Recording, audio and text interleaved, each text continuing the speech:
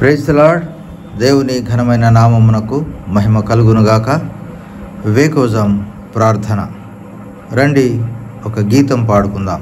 హల్లెలూయా యేసు ప్రభున్ ఎల్లరూ స్తుతించుడి, వల్లభుని చర్యలను తిలకించి స్తుతించుడి, బలమైన పని చేయు బలవంతుని స్తుతించుడి,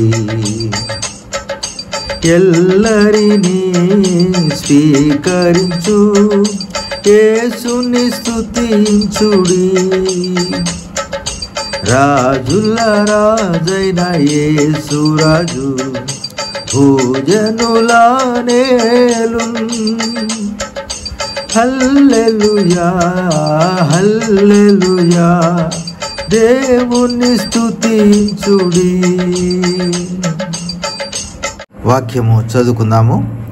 ఇర్మియా గ్రంథము 33వ అధ్యాయం 11వ వచనం చదువుకుందాం. యెహోవా మంచివాడు, ఆయన కృప నిరంతరముండును, సైన్యములకు అధిపతియగు యెహోవాను స్తుతించుడి. ప్రియమైనటువంటి దైవ జనమ, చదువుకున్నటువంటి లేఖన భాగము ఇశ్రాయేలులకు సంభవింపబోవు సంగతి గూర్చి ఇర్మియా ప్రవక్త చెరలో నుండి ఆయన చెప్పినటువంటి ఈ యొక్క లేఖన భాగం. దేవుడు ఆయనకు రెండవసారి ప్రత్యక్షమై సెలవిచ్చినటువంటి మాట ఏమిటంటే,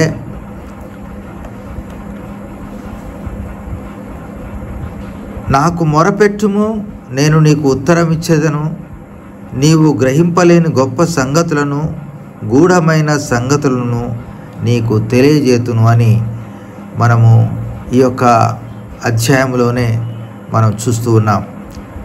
ఇశ్రాయేల్ ప్రజలు ఒకప్పుడు కల్దీల బారి నుంచి ఓడించబడి సమస్తం కోల్పోయి వారు చెరలోనికి నెట్టివేయబడినటువంటి ఈ సందర్భము యూదారాజైన సిద్కియా కాలంలో జరిగినటువంటి సంఘటన.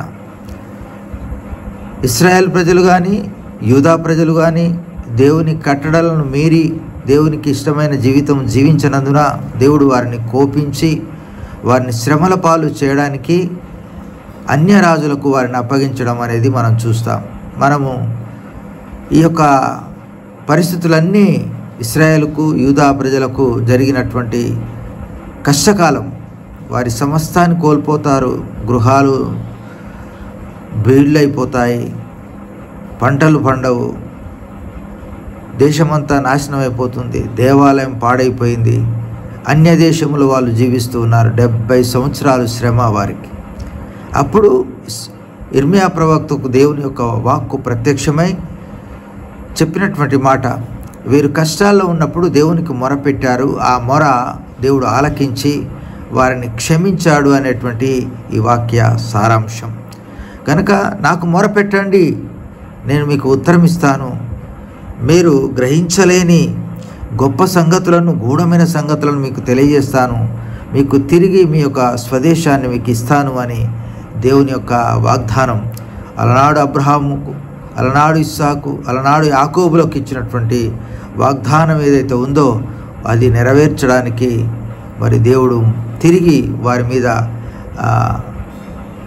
మీద ఆయనకున్నటువంటి కృపను బట్టి, వారిని క్షమించడాన్ని బట్టి వారిని తిరిగి రెస్టోర్ చేసి వారిని తిరిగి తీసుకొని వచ్చిన ఆ సందర్భము మనం ఇక్కడ చూస్తూ ఉన్నాం. చెరలో నుండిన యూదా వారిని, ఇశ్రాయేల్ వారిని నేను రప్పించుచున్నాను అంటాడు దేవుడు. మొదటి నుండినట్లు వారిని నేను స్థాపిస్తాను.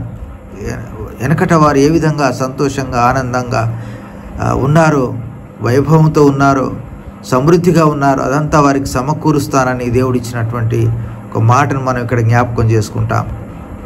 వారి పాపదోషము నిలవకుండా వారిని పవిత్రపరుతును అని, వారి దోషములన్నిటినీ తిరుగుబాట్లన్నిటినీ క్షమింతునని, ఇక వారికి ఇచ్చేటువంటి గొప్ప ఆనందకరమైనటువంటి ఆశీర్వాదం ఏమిటంటే, భూజనులందరి ఎదుట నాకిష్టమైన పేరుగాను, స్తోత్ర కారణముగాను, ఘనతాస్పదంగాను వారు ఉందురు అని దేవుని యొక్క వాగ్దానం ఇక్కడ మనం చూస్తూ ఉన్నాం. ప్రియమైనటువంటి దేవుని ప్రజలారా, ఎప్పుడైతే దేవుని ప్రజలు దేవునికి దూరంగా వెళ్ళారో దేవుడు వారికి అంతకంటే దూరంగా వెళ్ళాడు. గనుక ప్రియమైనటువంటి దేవుని ప్రజలారా, ఇశ్రాయేల్ ప్రజల వలె మనం కూడా తప్పిదం చేయొద్దండి. మనం దేవునికి దూరంగా వెళ్ళొద్దు. అలా విన్నట్లయితే దేవుడు మనకు దూరంగా వెళ్తాడు. మన ఆపదలు, మన కష్టాలు, మన సమస్యలన్నీ కూడా తీర్చడానికి దేవుడు ఇష్టపడాడు. కనుక ఇర్మీయా ప్రవక్త 33:3 ప్రకారంగా నాకు మొరపెట్టుము అని దేవుడు చెప్తున్నాడు. మనం మొరపెడదాం. మనకెన్నో సమస్యలు ఉన్నాయి. మనం ఎన్నో ఇరుకులు ఇబ్బందుల్లో ఉంటున్నాం. మన కుటుంబాల కొరకు, మన బిడ్డల కొరకు, మన ఆర్థిక పరిస్థితుల కొరకు, ఆత్మీయ ఎదుగుదల కొరకు మనం ప్రార్థించాలి. మన ప్రార్థన దేవుడు వింటాడు, అన్నిటిని సమకూరుస్తాడు. సమస్తమైనటువంటి ఆశీర్వాదాలు తిరిగి ఇశ్రాయేల్ ప్రజలకు ఏ విధంగా ఇచ్చాడో మనకు కూడా దేవుడు ఇస్తాడు. ఎందుకంటే మనం ఆయన చేత ఎన్నుకోబడినటువంటి సొత్తైన ప్రజలం కనుక. అలా ప్రార్థిస్తామా? రండి ప్రార్థన చేసుకుందాం.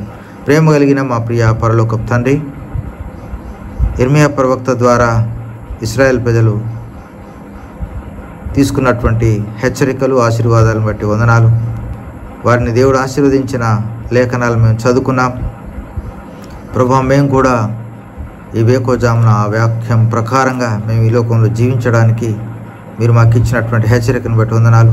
మేము కూడా పడిపోకుండా, నీకు దూరంగా వెళ్లకుండా, నీతో ఆయన మేము ప్రయాణం చేస్తూ నీ మాట వింటూ నీ ఆశీర్వాదాలు పొందుకోవడానికి నీ కృప అనుగ్రహించమని, మమ్మల్ని, మా కుటుంబాలని, తండ్రి, మా యొక్క దేశాన్ని కాపాడుమని ఆయన నీతివంతమైన పరిపాలన కొరకు ఎదురు చూస్తున్నాం. ఆ విధంగా ప్రభువా, నీవే పరిపాలన చేసేవారిని సమకూర్చి తండ్రి నీ బిడ్డలను కాపాడుకోమని వందనములు, స్తోత్రములు చెల్లిస్తూ యేసయ్య అతి శ్రేష్టమైన నామమున స్తుతించి ప్రార్థించి అడిగి వేడుకొంచున్నాం తండ్రి. ఆమేన్. Praise the lord.